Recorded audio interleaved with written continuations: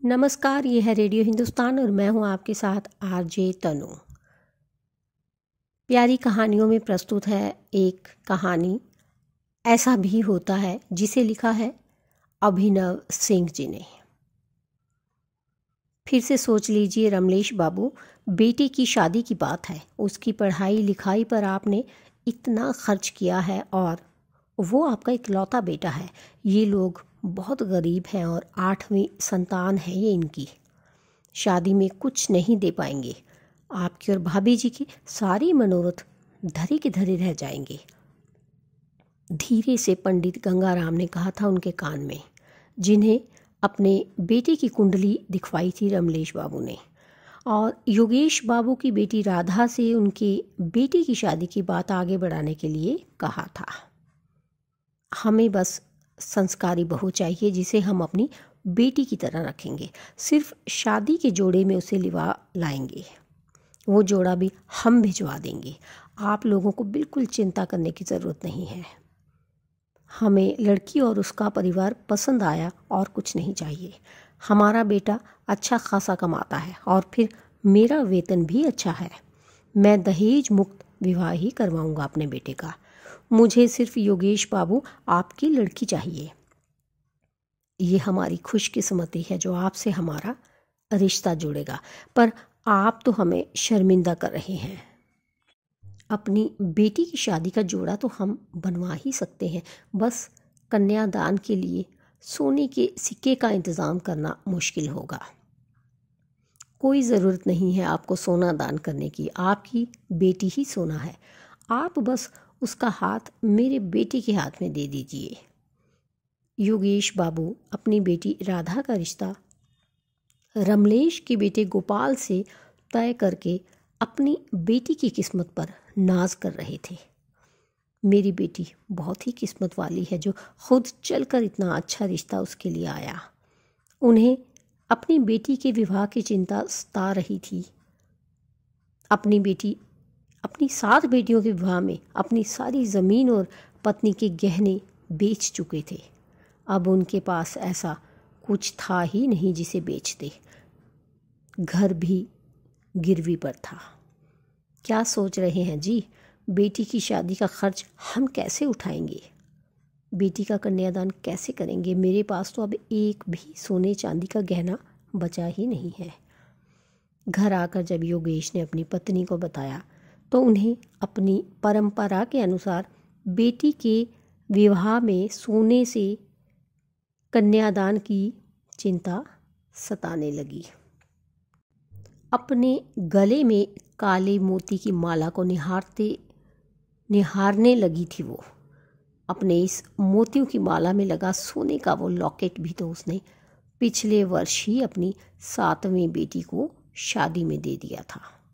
राधा की माँ वो लोग ही सारा खर्च उठाने को तैयार हैं। बस लाल जोड़े का इंतज़ाम करना होगा।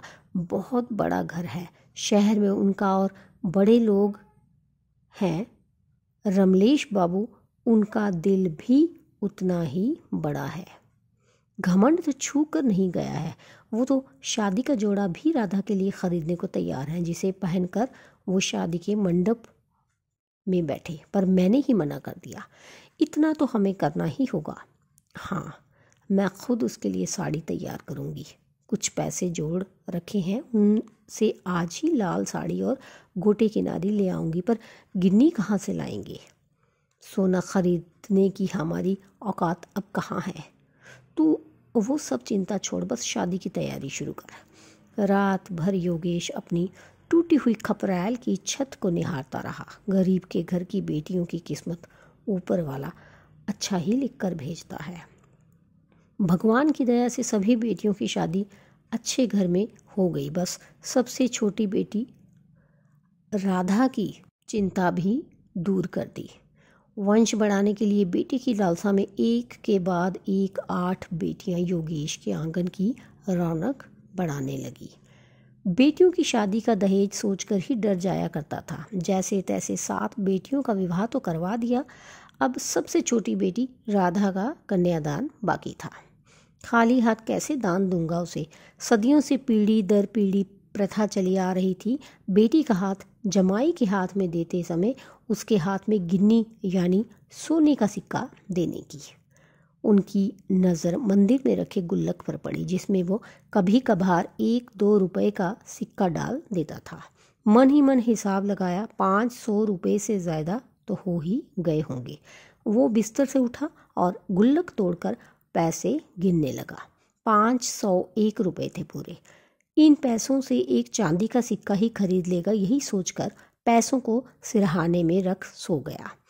अगले दिन जब उठा तो विचार किया कि ये पैसों की थैली ही दे देगा। रमलेश शहर में रहते थे, गांव किसी काम से आए थे। वहीं राधा को अपने किसी रिश्तेदार के घर शादी में काम करवाते और गीत गाते देख पहली ही नज़र में अपने बेटे के लिए पसंद कर लिया था।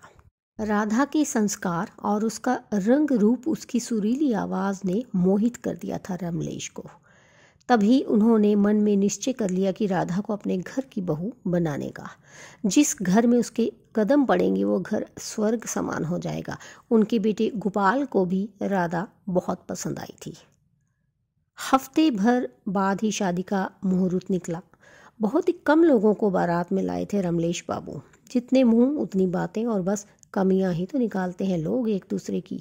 कोई कहता, गांव की लड़की ही पसंद आई रमलेश बाबू आपको अपने बेटे के लिए।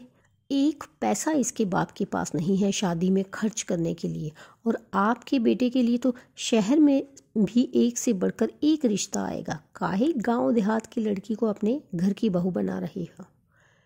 तो कोई कहता, समाज सेवा का ठेका लेके बैठा है। रमलेश बाबू एक कान से सुनते उनकी बातें और बिना किसी प्रतिक्रिया के उनकी किसी बात पर ध्यान ही नहीं देते। शादी का पूरा खर्च उन्होंने ही उठाया। जब कन्यादान का समय आया तो योगेश बाबू ने वो 501 सिक्कों से कन्यादान करना चाहा तो रमलेश जी ने उनमें से सिर्फ 8 सिक्के ही रखे। आपकी 8वीं संतान मेरे घर की पहली बहू है, हमें सिर्फ आपकी बेटी चाहिए, आप बाकी सिक्कों को रख लीजिए। लोग क्या कहेंगे। सोने के सिक्के का तो इंतज़ाम नहीं कर पाया, पर ये 501 तो रख लीजिए। अपनी पगड़ी उतारते हुए योगेश जी बोले।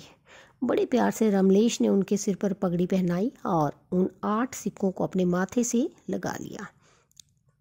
कहने दीजिए लोगों को, मुझे फ़र्क नहीं पड़ता। मैं अनमोल खजाना आपके घर की लक्ष्मी अपने घर ले जा रहा हूँ। खुशी के आंसू लुढ़क आए थे योगेश की आंखों में। बेटी का कन्यादान संपन्न हुआ। उन 8 सिक्कों से बाकी के सारे सिक्के पंडित गंगाराम जी को थमाते हुए रमलेश बोले, दान दक्षिणा की चिंता मत कीजिएगा। और अपनी तरफ से भी उन्होंने पैसों की गड्डी पंडित जी के हाथ में थमा दी। उन 8 सिक्कों को लाल कपड़े में बांध कर अपनी जेब में ऐसे रखा जैसे कोई बहुत बड़ा खजाना उनके हाथों लग गया हो। राधा को बहू बनाकर लाए और अपनी बेटी की तरह मानने लगे। राधा भी अपने सास ससुर की सेवा बड़े मन से करती हुई अपनी किस्मत पर नाज करती है। तो आज बस इतना ही। मुझे दीजिए अनुमति, फिर मिलती हूँ। धन्यवाद। रेडियो हिंदुस्तान